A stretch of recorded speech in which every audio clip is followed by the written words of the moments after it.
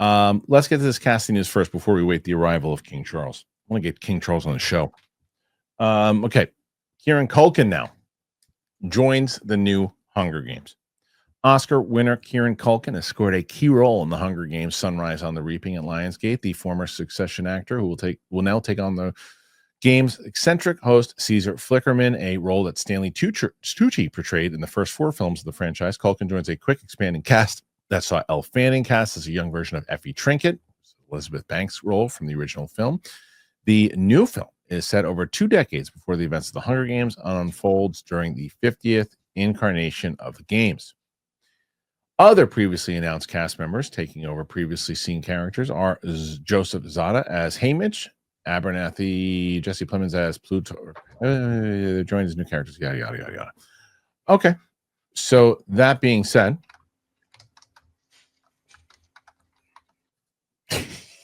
it's one of my favorite things in the world to do.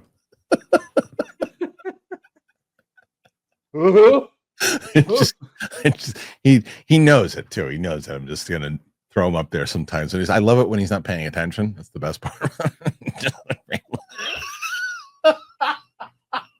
Oh, poor guy's doing his job.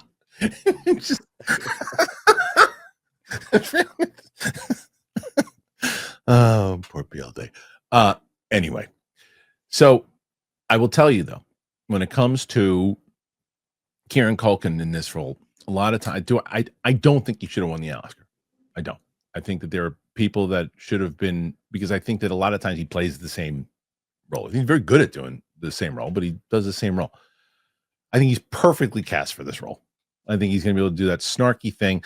The only thing that I would say, and this isn't his fault, the one that just came out, one I like, the Ballads of Songs and Farts or whatever it's called, the songs and whatever.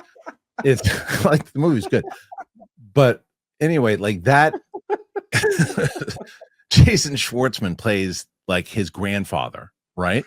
And I think that if you reverse it, because I think that Jason Schwartzman looks more like Stanley Tucci than Kieran Culkin does, but again, not his fault. So wait a minute. So this one is not going to be a continuation of that Song and Farts? I mean, it's takes place 40 years later. So in the but it's not the Katniss Everdeen yet. No, it's the Woody Harrelson character. It's when it's his story when he won the games. I think it's the second book. I can't remember. It was so long ago when I read them.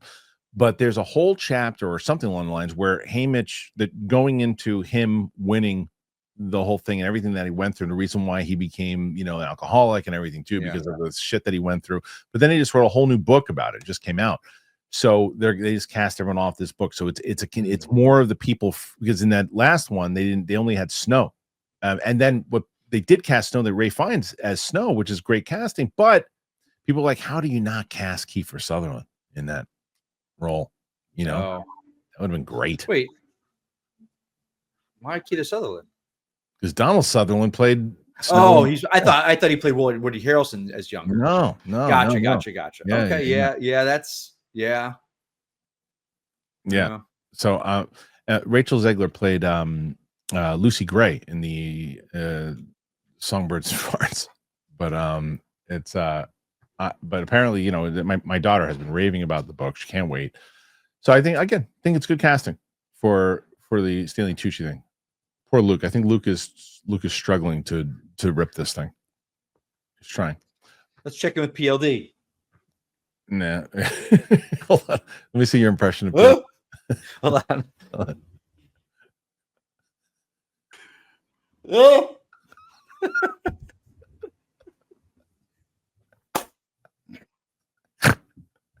So good. I got to do that too. So he never pops in. He never pops in here when Roka's in there. I'll tell you that. He never pops in here. There'll be fight. You want to talk about Song and Farts? No, there'll be some tension. He's in the chat room throwing shots at Roka, but he never pops in here. It'll be like 4th of July. Those two. So it's Turtle Beach time, and I'm excited to talk about them again. Man, that Stealth 700 headset that I got. Whoo-wee, the sound. I was playing the Indiana Jones game. The sound is just so, it's like, you guys know how I am with sound and movies in general. Playing this game and hearing every little bit of sound, because the headset is just so incredible. it just does leaps and bounds better than previous ones that I've used. But it's funny when you're playing the game and you're so just taken in by all the sounds because the headset is so incredible. I was like, oh, wait, I got to pay attention to what's going on. I'm going to get popped by one of these bad guys. And the other great thing about it's got an 80-hour battery life. I was like, oh, I got to charge this thing. It's like, no, not yet. You got time. I mean, you could. You don't have to. And that's the worst when you're playing a game, you're doing something with the headset, and then just craps out, and you're like, oh, I got to wait forever. It's great. The Stealth 700 has the industry's first ever cross-play dual wireless transmitter system. It means you can seamlessly switch between your consoles and the PC with just a click of a button. It gets even better. While being connected to your console, the Stealth 700 can connect with your phone for music streaming, taking calls at the same time. Listen to your favorite songs while gaming, all done with the Stealth 700. And it's not just amazing headsets that Turtle Beach has. They have every gaming accessory that you could ever want, and they're all high quality, and they're prices that don't break the bank. It's most important. From flight and racing simulators to controllers, keyboards, and mice, Turtle Beach is the ultimate gaming cheat code.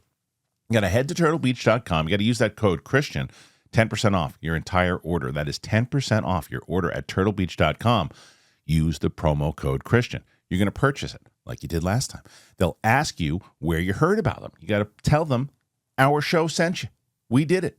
Get the ultimate immersed gaming experience with Turtle Beach today.